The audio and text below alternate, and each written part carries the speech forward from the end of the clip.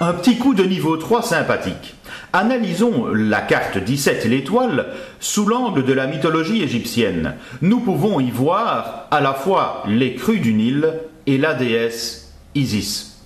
Pour étayer mon propos, je m'en réfère à Antoine Court de Gébelin, qui, en 1871, écrit dans son encyclopédie Le Monde primitif le lien qu'il y a entre le tarot de Marseille et la mythologie égyptienne.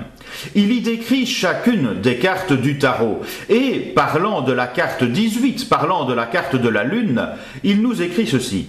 Selon les Égyptiens, c'étaient les larmes d'Isis qui enflaient chaque année les eaux du Nil et qui rendaient ainsi fertiles les campagnes d'Égypte. Les relations de ce pays parlent aussi d'une goutte ou larme qui tombe de la lune au moment où les eaux du Nil doivent grossir.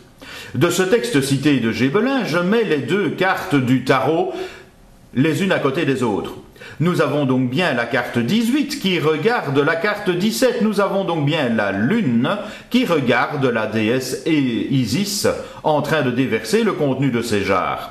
Nous voyons bien les larmes qui coulent de la lune, nous voyons bien la déesse Isis, le contenu de ses jarres augmentant le niveau de l'eau, provoquant donc les crues de quoi? Du Nil, le cours d'eau qu'il y a dans la carte de l'étoile.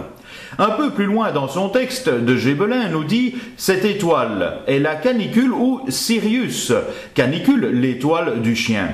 Étoile qui se lève lorsque le soleil sort du signe du Cancer, mélange d'astrologie, d'astronomie et surtout au niveau ésotérique, certains éléments intéressants que j'évoquerai sans doute plus tard.